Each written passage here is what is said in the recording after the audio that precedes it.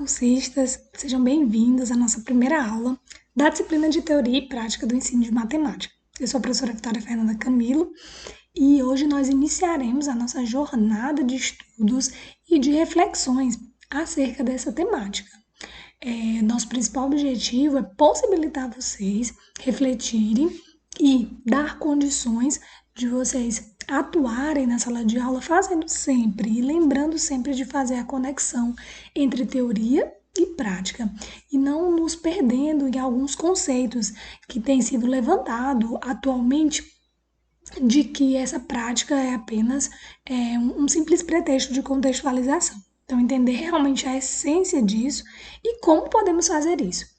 No decorrer das nossas atividades, nós vamos fazer reflexões acerca justamente de como poderíamos melhorar enunciados de questões, como poderíamos contextualizar, trazer prática para determinados assuntos e conteúdos de matemática, tá bom? Então, que tenhamos todos uma boa aula. Vamos iniciar. Bom, como falei no vídeo anterior, no vídeo de apresentação, nós teremos 3 unidades que serão divididas ao longo desse período. Hoje nós vamos iniciar a unidade 1, conteúdo e prática de funções elementares. Funções elementares é uma disciplina que vocês já estudaram e nós vamos fazer uma breve introdução de como poderia ser a prática e o conteúdo e a prática dentro de funções elementares. Vamos iniciar imaginando a seguinte situação. Imagine que você está na sala de aula, ministrando aula sobre gráficos e funções, em uma turma de ensino médio, geralmente no primeiro ano do ensino médio. E você, como professor, se depara com a seguinte dúvida de um estudante. O estudante fala o seguinte: olha, eu vou fazer um gráfico de y igual a 2x ao quadrado menos 12x mais 16. E para facilitar, eu cancelei o 2. E deu, resumidamente, essa equação fatorada y igual a x ao quadrado menos 6x mais 8. Depois eu olhei a resposta no gabarito e as raízes estão sim corretas, mas o gráfico deu diferente. Eu não entendo o que foi que eu errei. Eu não posso sempre cancelar um número? Pense numa situação. E aí o professor fica olhando para aquela situação e aí ele pensa bem, respira fundo e pensa bem como ele pode tirar essa dúvida do estudante. O estudante fez um procedimento correto e ele está procurando onde ele errou. Por quê? Porque ele percebeu que os gráficos da função são diferentes. Então, nesse tipo de trabalho, a gente precisa resolver e sanar essas dúvidas. Essa dúvida é um sinal de que o aluno ele carrega algumas concepções erradas de matemática, principalmente a questão de não saber como a construção do gráfico. Os dois gráficos das funções estão representados aqui, ó. A função verde, G, seria a função, a primeira, e a função em vermelho seria a segunda, que seria a função simplificada. Perceba que o gráfico é diferente. Por quê?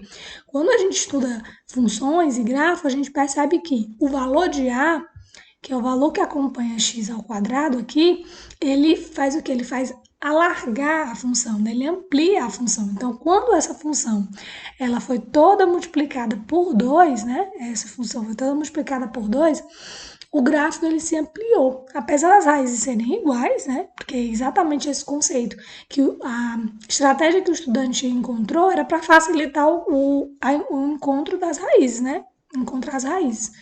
E aí ele percebe essa diferença. Então, algumas concepções aí já estão errôneas. Dentre essas, a gente pode destacar algumas. Por exemplo, a falta de compreensão sobre o significado dessa manipulação algébrica que a gente acabou de fazer e a falta de compreensão da relação entre as representações algébricas e gráficas. Não é porque duas expressões algebricamente equivalem às mesmas raízes que elas representarão o mesmo gráfico, foi o que a gente acabou de ver. E confusão entre conceito de função e de equação, que também é um erro muito comum, muito presente, esse erro. Então, certamente, na sua experiência como professor, você já deve também ter enfrentado algumas dúvidas difíceis como essa. E, dentre outros conteúdos, os alunos costumam fazer uma confusão e até mesmo nós começamos a nos questionar se de fato aquilo está certo. Então, Eu posso perguntar para vocês que outras dificuldades essas dúvidas podem acarretar e que estratégias pedagógicas você poderia adotar para ajudar o aluno a superar. Então, nessa primeira etapa da disciplina, nós vamos procurar justamente refletir sobre essas questões, principalmente do ponto de vista do ensino de matemática no ensino médio, apesar de que o ensino fundamental é repleto também de dúvidas como essas, mas e trazendo mais especificadamente discussões teóricas, né, que vocês estudaram lá na disciplina de funções elementares. Então, essas principais dúvidas podem surgir baseada nesse conteúdo. O ensino de funções, ele na educação básica, ele tem início lá no final do ensino fundamental, né, no 9º ano. Tradicionalmente, essa abordagem para o ensino de funções ela é estruturada em algumas linhas gerais, né? Então, quando a gente vai ensinar, explicar sobre funções, a gente costuma usar alguns passos, alguns critérios, alguns momentos, né? Então, de acordo com o seguinte modelo, o primeiro momento é o momento da motivação, né?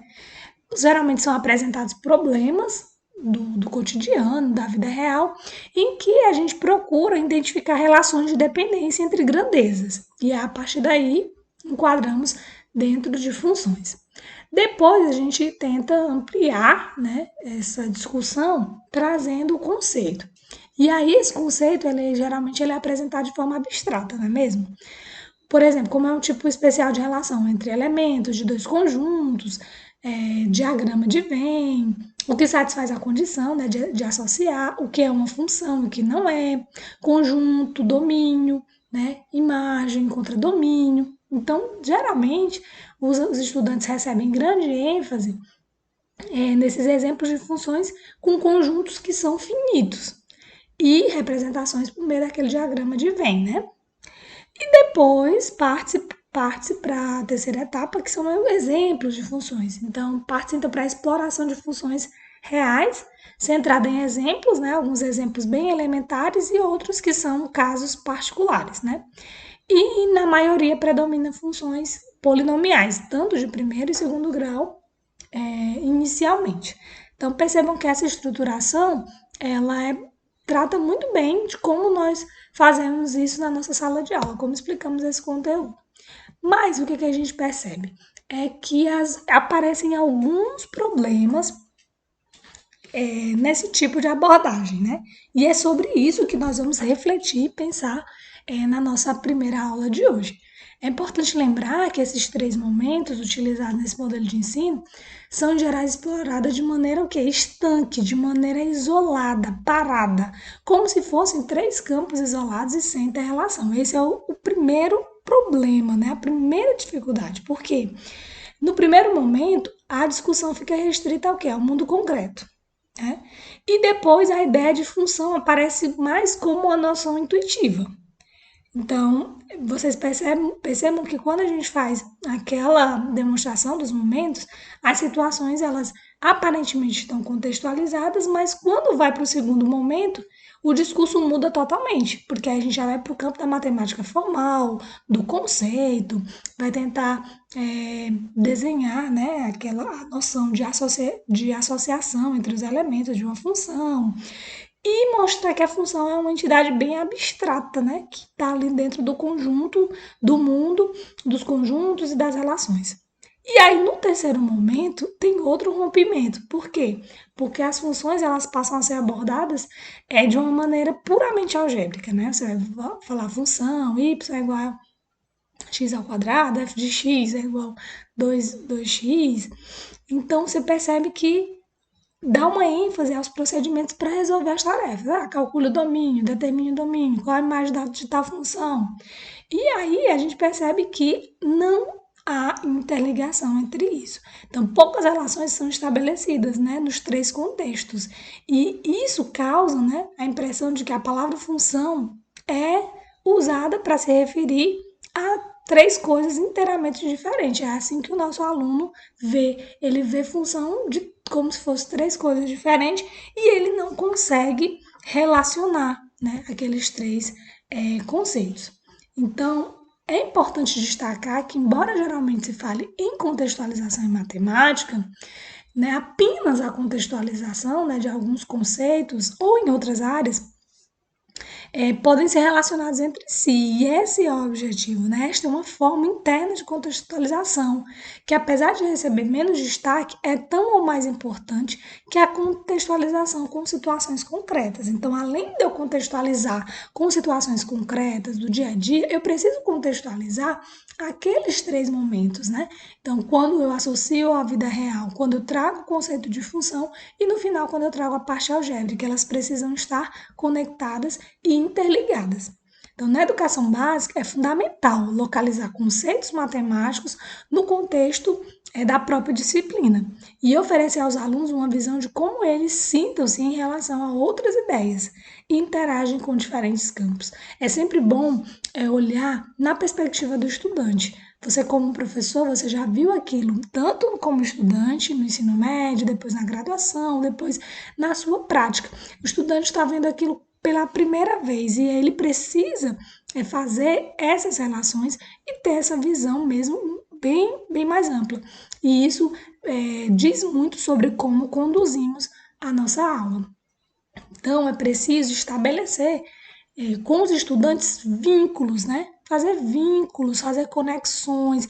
Eles precisam o conhecimento ele vai sendo acrescido, né? Ele vai sendo acumulado, mas ele não precisa ser apenas uma montanha de conceitos, mas ele precisa ter um vínculo, ele precisa dessa conexão entre os contextos que foram mencionados, como está aí na imagem, né? Não dá nem para perceber como foi que esses dois elos foram unidos e estão bem conectados. Eles são coisas distintas, são elos distintos, mas estão bem conectados, que não daria para a gente separar. Então é assim que deve ser a relação dos estudantes fazendo essa conexão com todos os conteúdos, e isso em qualquer tipo de assunto matemático.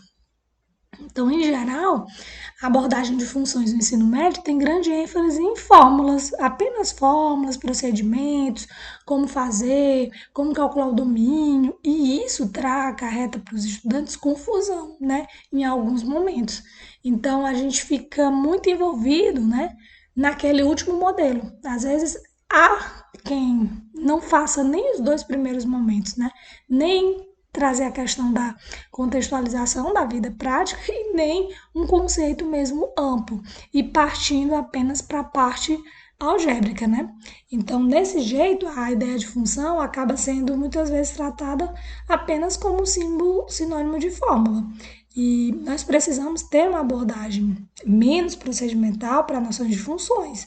E muitas vezes ela fica em segundo plano, né, gerando essa confusão nos nossos estudantes.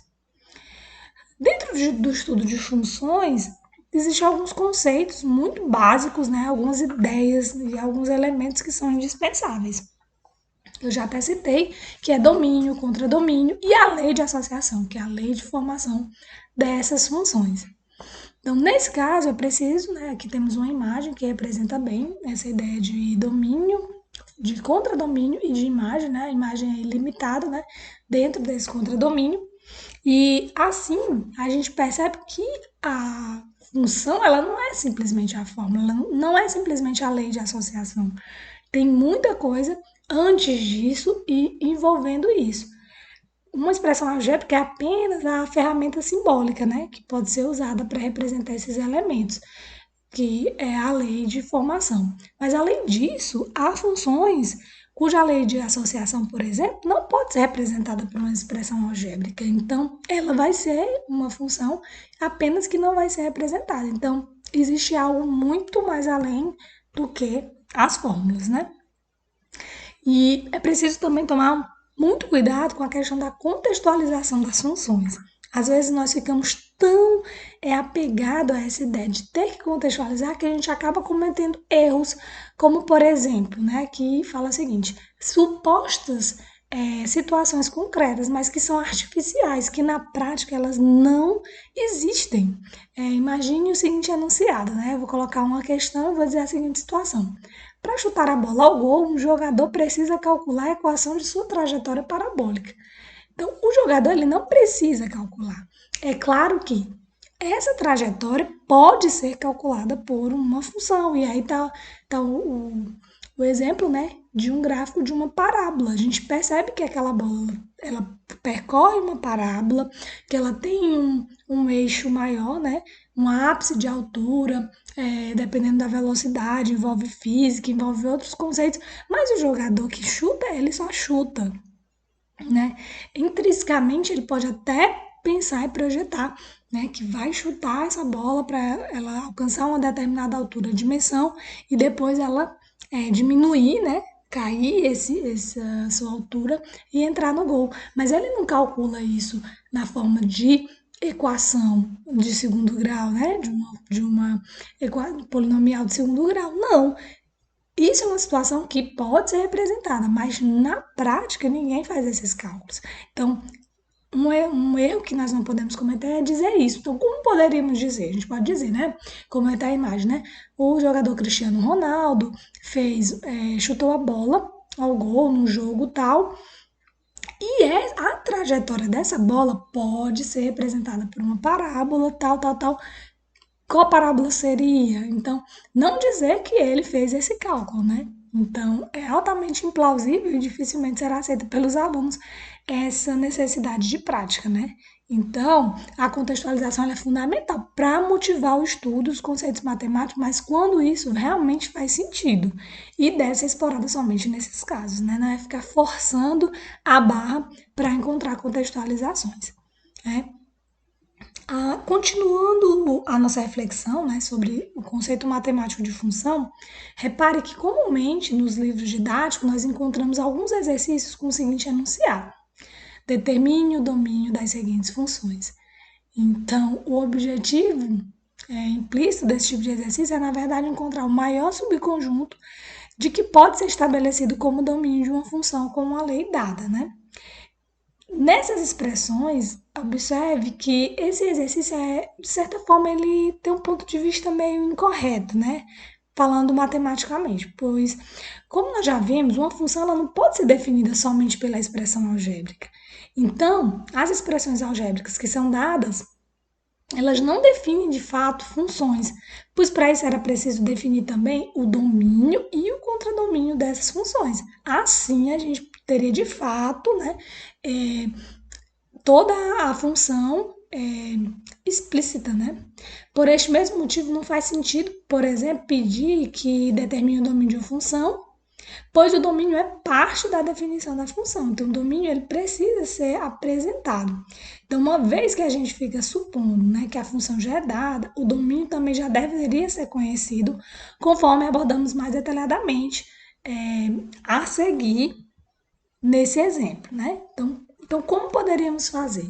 Ao invés de simplesmente dizer determine o domínio das seguintes funções, a gente poderia utilizar esse exemplo e dizer assim, em cada um dos itens a seguir, defina pelo menos duas funções diferentes na forma de y igual a f de x, cujas leis de formação sejam definidas pelas expressões algébricas dadas. Então, nesse caso, a gente teremos três funções que, dependendo do domínio, olha, dependendo do domínio, dependendo da conjuntura, ela vai ter um domínio diferente. Então, na primeira eu disse que R é os reais, né? Menos o número 2, porque a gente percebe que o 2 aí nesse denominador iria zerar nessa função, e aí a gente começa a aprender que se eu mandar só calcular o domínio, você já ia dizer, o domínio tem que ser diferente de zero. Mas a gente pode apresentar a mesma função, olha, com expressões diferentes, ó, nos naturais, dos naturais para os números reais, né? Então, só admitiria valores positivos nessa expressão, né? Valores naturais. Então, nesse caso, não admitiria nenhum número, por exemplo, inteiro. E a segunda expressão também ele muda aí o domínio, ó, coloca dois intervalos. Também na terceira ele colocaria dois intervalos que têm a mesma representação algébrica, né? Mas são funções diferentes. Por quê? Porque se muda o domínio, muda essa função também. Então, se nós alteramos o domínio ou o contradomínio, a função também é alterada, mesmo que a lei de formação seja mantida. Esse é o objetivo dessa questão de se refletir, de se pensar sobre isso. Então, em síntese, a gente percebe que a nossa forma de abordar qualquer conteúdo pode trazer para os estudantes clareza ou pode trazer confusão, né? Dessa forma, precisamos analisar bem o que se precisa na prática para se explorar a teoria. Então, como nós já refletimos bem hoje, nós fizemos essa síntese, essa reflexão sobre a importância da conceituação correta. Esse é o nosso primeiro ponto, né, de atenção para iniciarmos a nossa disciplina, que é muito importante fazer a conceituação correta de qualquer conteúdo, né? No caso, nós vimos da ideia de função, pois nas próximas aulas nós vamos pensar sobre funções e as suas formas de representação. Então, na nossa segunda aula, na aula 2, nós vamos estudar como as funções elas são representadas e fazer algumas associações, né, a gráficos, tabelas, suas diversas representações. Aqui eu quero externar a minha gratidão em poder contribuir com a formação acadêmica de vocês e meu muito obrigada. Até as próximas aulas. Se você teve dúvida em alguma parte desse vídeo, você pode estar retornando e relembrar. Nós temos uma atividade, um fórum, justamente falando sobre essa questão da conceituação correta de uma função. Até mais!